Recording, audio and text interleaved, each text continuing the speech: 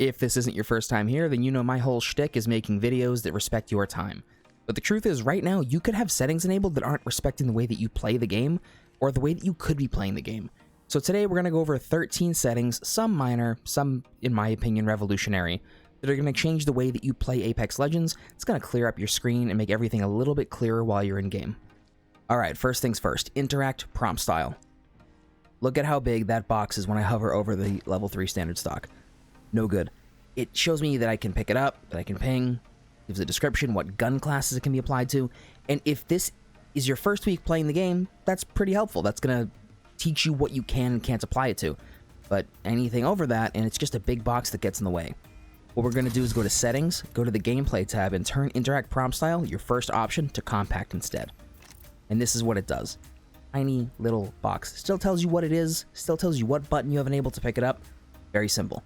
The thing is, that huge box is not likely to obstruct an enemy that's running down towards you. It's not going to get you killed most likely, but why take up the extra space or take that risk? Why have the extra screen real estate taken up? Number 2 is button hints. If you look below my ultimate or beneath my tactical, either way, you're going to see these little pop-ups that say L1, R1, you get the deal. What you're going to do is go to Settings, back to Gameplay, it's the second option, turn button hints off. What that does is it gets rid of those, button hints right beneath it. This clears up a good amount of space. Removing button hints has helped me a few times. A few out of 13,000 plus games doesn't sound like a lot, but with that little bit of extra space at the bottom where there's nothing obstructing it, when you're in the last 3 squads and you're up on a building, you're waiting to see someone running up to your position, or you're waiting to see something move, it does come in handy a bit. Now again, this is not the craziest change you're ever going to make, but I'm all about having the cleanest possible HUD that I can to limit distractions. I have ADHD, so, the less distractions the better. The next setting that we're going to mess with is the crosshair damage feedback. So what this does is when you fire at an opponent, you see that X that goes at like a 45-degree axis? See how it kind of collides with the hipfire reticle? That's not good. It's obstructive. Now, it lets you know that you've landed shots on the target, but so will the damage numbers coming up off of the target. When you're in a match and you fire at an opponent, not in the firing range, it's going to show you a shield icon as well, just like it says here on this little prompt. You can read the little box on the right. When you turn this off completely, you're not going to get that extra X, and while you're still going to see that little aura of the shield color when you hit an opponent, it's not going to show you the additional icon. So it's going to be much easier to track opponents, especially if you have a high FOV, or if you're using full auto guns where tracking is everything.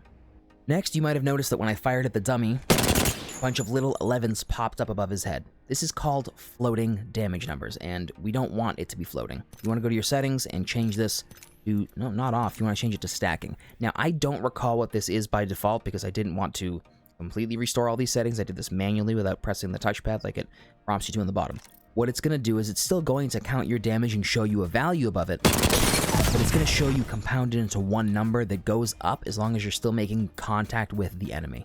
This may seem minor at first, but when you queue up with random teammates, you want to be able to have good callouts, and having stacking damage numbers completely changes that. You're not going to add up all of those 11s and sit there and go, hold on a second, let me get my calculator, and then yell out the damage that you made on the enemy to your teammates. It doesn't work like that.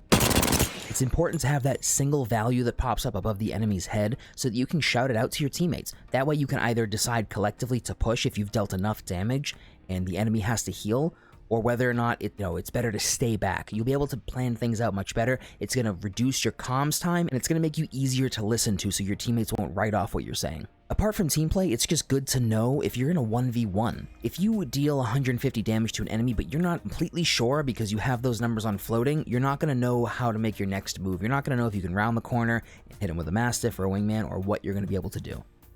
Okay, those are some of the majors, but now we're going to quickly go through some of the more minor ones and explain why. Ping opacity. Opacity, whatever it is, opacity, we'll go with that.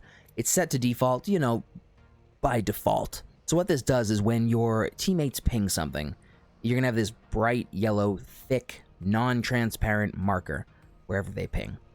Now, you still want to see where they're able to ping, but you don't want it to obstruct anything. Put it on faded. Next is minimap rotation. Now, I believe this is off by default, but I have seen plenty of people use it, and I can't understand for the life of me why you would electively choose to use this. So I have one main reason, right? There's just something spinning in the top left of your screen. That's not helping you. It's going to distract you. You're going to look up at it every once in a while, and it could be the difference between you spotting an enemy or going, oh, look, there's a pretty spinning map, and then not being fully aware of what's going on. incoming damage feedback, this is definitely preference, okay? But either way, if you switch from 2D/3D or even just 3D, you go down to just 2D damage indicators, it does make it a little clearer. There's not as much clutter on your screen, and it's still giving you a good indication of where you're being shot from. Pop up, pop up. I don't know why they did this. There was already a good description if you had your interact prompt style set to the non-compact version. However, when you go over a hop up here, I'll show you real quick because it's pretty annoying. You get the P2020, you go over hammer points, and you pick it up. You're going to get a little icon down in the bottom right, and it's going to make a little noise, which again can be kind of distracting. We're taking distractions out. We're making it as clean of an experience as possible. Just go ahead and turn that. Where is it? I can't find it. There it is. Turn it off. Okay, we're getting close to being done. Performance display was an option that I believe was added in Season 6, if I'm not mistaken. It could have been later than that. I'm not sure. It's nice to have when you have an issue. You want to track how well your frames are if your PS4 is starting to get old and it's not keeping up, if your PC is having issues with bottlenecking. But it's still an obstruction on screen, so as you might have guessed, I'm just going to tell you to turn that off. Last but not least is subtitles. I guess I found your off See that switch. pop up at the bottom there? I believe that's on the smallest setting as well. It's another on-screen distraction, and sometimes they can stack depending on if multiple teammates or people in the dropship are all doing voice prompts at the same time. Go in there, just find it if you can. There you go, subtitles. Go ahead and turn that off. Now we're going to go over to video settings. Now in the description of many of my videos, if you've looked at them for my setup, I said that I listed my brightness at 70%. That was true. However, I have dialed it back to 50%. I'm not gaming on an HDR monitor. I don't have the craziest peripherals. So what I have found works for me is putting the brightness on 50. You're right in the middle. And look, you get excellent color, depth, and good shadows as well. But you don't want it to be too dark. You don't want to be able to miss an opponent as you're running by. So what I do, whether it's on my monitor or my TV, is I turn the device brightness up as high as it goes and keep this at 50% on the in-game brightness, and it makes a world of difference. You can see things, but it also has texture and clarity. Also, while we're in the video tab, that sprint view shake, just turn that to minimal. It's much less disorienting. It's not necessarily on-screen clutter, but it makes it feel easier when you're trying to hip fire, and it just makes it easier to play the game in general. Do a little test for yourself. Just run around in the firing range with it on versus when it's on minimal, and you will see a difference, and you'll see why I'm telling you to change it. Last but not least, if you did turn subtitles off, like I said, great. It's one less obstruction. Clean setup. How many times can I say it, right? But that doesn't mean you have to give up the information that you get from dialogue prompts as well, especially when there's a third party rolling in. I put my dialogue volume at 60. This is good enough to be able to hear, but not be shouted at by my teammates' voice prompts over gunfire and then miss contextual clues in a fight.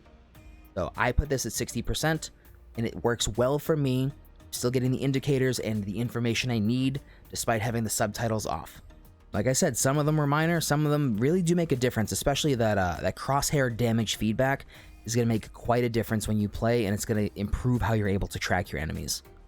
However, feel free to let me know if I missed something, or if there's something that you personally do to have a cleaner experience or less on-screen clutter, or just a setting that you really enjoy that you can't give up. However, let me know in the comments below if there's a setting that you just can't get rid of, why you can't get rid of it, or if there's something I missed, something that you think still clutters up the screen that could be changed, or just makes the setup a little bit cleaner. Go ahead and let me know.